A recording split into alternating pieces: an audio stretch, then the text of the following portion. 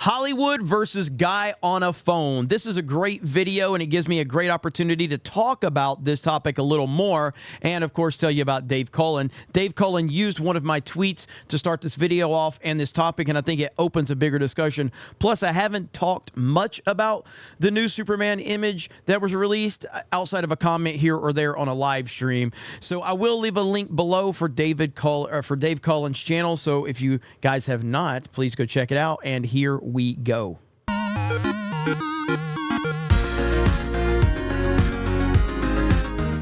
Jeremy from Geeks and Gamers reposted this image on X. Random fan on an iPhone better than Hollywood director with millions. Indeed, the image below is a modified version of the official publicity image that's recently been released for James Gunn's new Superman movie starring David Corenswet as the Man of Steel. So the original image you've probably seen at this point. I think everything about it is just low energy and it is jarring. Just look how when he switches over to it, look how jarring the original image is versus this Photoshop. Just look at when he switches over. Look how jarring it is. For James Gunn's new Superman movie starring David Corenswet as the Man of Steel. So the original image you've probably seen at this point. I think everything about it is just low energy and kind of depressing for a number of reasons. Yes. The colors look very desaturated. Superman's suit looks too dark and dreary, and it doesn't look like it fits him very well. Henry Cavill's suit, by comparison, fit him like a glove, making him look strong and muscular, as Superman should look. But this costume, this new one, it looks like a pretty good Halloween costume of Superman from Amazon or something, right? It's loose fitting around the shoulders. What were they thinking there? And why is he just kind of casually putting on his boots while Metropolis appears like it's being vaporized behind him? I mean, doesn't Superman put on his costume in a couple of seconds by spinning around in a phone box thanks to his power of super speed? This guy looks like, he's just going through the motions as he prepares to get out of bed and go to... He does look like he just dreads it. It looks like a person that worked retail, kind of like me, and you're like, oh, got to do this again. I don't feel like this. Again, I think Ryan said it best. If this was one of 8 or 9 images that were released, okay, whatever. It probably wouldn't be that big of a deal, but this is the first image that James Gunn has decided to release that is going to set the tone for his Superman. And because of that, because of everything surrounding it, and because it's one image, there's so much wrong with this one image. Now, again, does it mean the movie's ruined for me? Does it mean I'm not excited? No, I'm actually still excited because I like James Gunn as a director. I've liked all 3 Guardians of his Guardians of the Galaxy movies. He's written a lot of movies that I like. Brightburn specifically is one that he was involved in that I enjoyed, and that was about an evil Superman, and I thought it was pretty well done. So I'm looking forward to what he's going to do, but that doesn't mean that I'm going to like this image. And again, if you go back to where he switched over to that photoshopped image that I showed versus this one, it's a drastic downgrade. Work, first thing in the morning, going to a job that he's tired of. Here's the 2 images side by side. And also, There's something else you might notice here. His expression is different in the modified image. It's his eyebrows. It's subtle, but you can see he looks more serious in the first image, in the original. Yes. And he looks like he's almost smiling in the second one. So there's quite a few changes there, and I think those changes were made for the better. I don't know who made this image, but credit to them. They did a great job with it. I think I know who made the image. From what I understand, it's this person right here over on Twitter, and I will link below to their account. Someone tagged them in the image that I uploaded, and I believe it has their at kind of down there in the corner. So I just wanted to go ahead and give credit. And I'll double check that before I do link it, but I'm pretty sure that's the person that made it.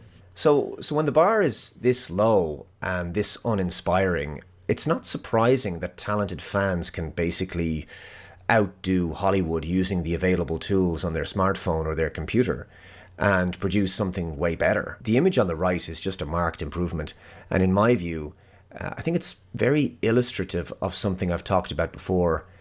Now, I don't know if AI was used at all in the creation of this improved Superman image. I don't think it would have been needed, obviously. A talented Photoshopper could also produce something like this. But regardless, Hollywood is going to eventually struggle to compete against what gifted fans can do with a bit of AI tech on their computers. In the long run, over the... And that's scary. That's a scary, scary thought because... Look, I'm not against AI at all. I think AI is really cool, and there's a lot of benefit to it for sure. But it's also downright scary and terrifying. And when you take the ability to create art out of talented individuals' hands, I think that's a very scary road we're going down. And right now, because Hollywood is producing such dog shit consistently, people are looking to be entertained. And right now, they're finding, in some ways, they're finding better entertainment in fan-made projects, AI projects, independent projects. And it's a shame. The next few years, AI filmmaking is just going to blow Hollywood out of the water. And that's putting it mildly, because as Jeremy has pointed out here, a big budget multi-million-dollar movie doesn't look as good as the modified image created for free by a fan using their phone or computer, whatever they use to make this. And with AI filmmaking, we're going to see a lot more examples of Hollywood being shown up by independent filmmakers sitting at home on their computers and making better quality works of art and entertainment in their pajamas. So the Hollywood system works And the reason that's happening is because the people that are sitting at home in their pajamas are passionate and they care, and that's why. Because in any normal setting, the people in Hollywood that have the big budgets and the resources and the time and the money and the backing, they should be making art that is just generational, that's blowing people's minds. But they don't hire talented, passionate individuals anymore. They just don't. Nothing in Hollywood has any creativity whatsoever. It's creatively dead. Look at Disney right now and the lack of creativity involved with that company. I mean, everything that we've seen over the last few decades prior to what we've seen recently, there was so much creativity and so much legendary things, so many legendary projects out there and iconic characters and iconic stories. And now nothing. They're just rehashing and repurposing the same old stuff, but it's bogged down with propaganda, with people that have no talent and no passion for it. So you have people that are sitting at home in their pajamas literally making better stuff. More people would rather watch a damn YouTube video or a live stream than watch a highly produced Hollywood movie right now. That is a testament to how bad things are in Hollywood. Quality works of art and entertainment in their pajamas. So the Hollywood system works a particular way and can't really innovate or move as quickly as what will be possible with the potential power of AI. It's true. We've recently seen, and I've talked about this before, Sora AI, an example of text-to-video content that will enable realistic video creations with just some prompts. So in some cases, indie filmmakers might shoot some reference footage for their films, but in the future, advanced AI tools will allow you to upload images and videos that you've created and use them for reference. And you can modify those videos using a few prompts. And this will drastically reduce post-production times and indeed production times. And again, I have to say, I'm not a fan of the idea of AI filmmaking. It's going to essentially destroy conventional filmmaking as we know it. I agree completely. Like if you've seen some of the like 1950s, like Breaking Bad and Simpsons and all of that stuff. It's obviously like there's an element of it that you're watching, you're going, whoa, this is incredible.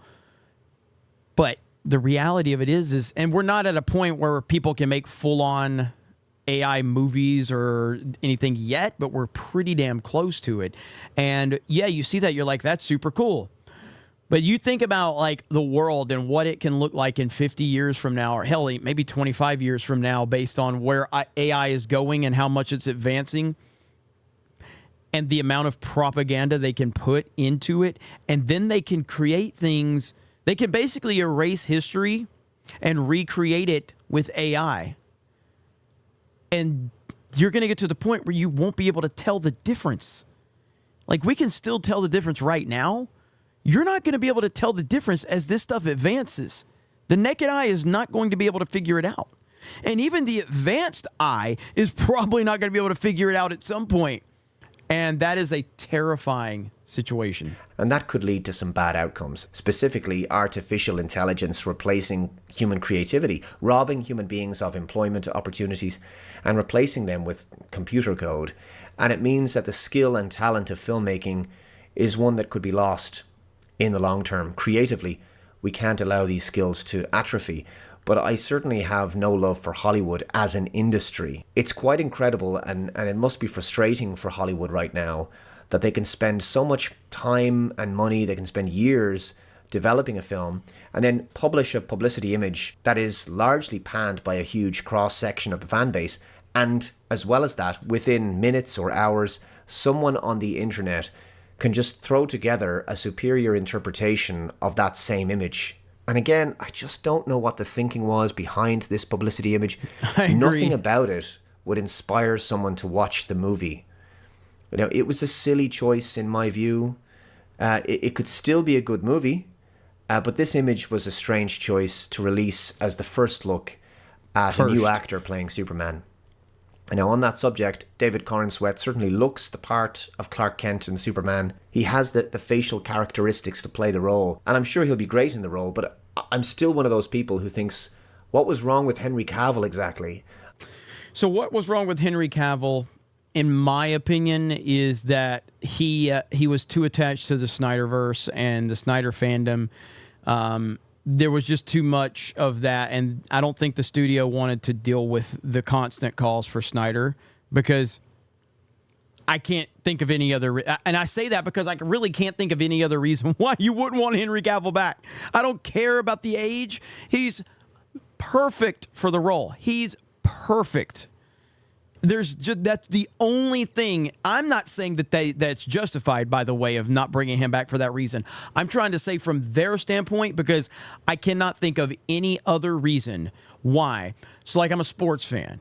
And often in sports, when you have a new general manager takes over, that general manager looks at the team, looks at the coach, looks at the quarterback, or looks at the star baseball player, and they don't want, even, it may be a good coach, it may be a coach that they think is good, or it may be a player that they think is good, but there's too much of a connection to the previous regime or something like that, so they would rather just have a clean slate.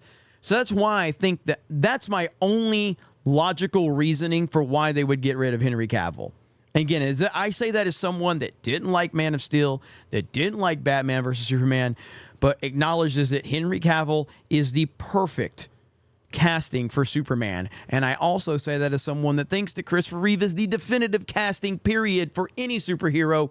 But in today's world, Henry Cavill, perfect as Superman. I feel like he was never allowed to really hit his true potential in the role of Superman, and I think we needed another film with him. That would have been ideal.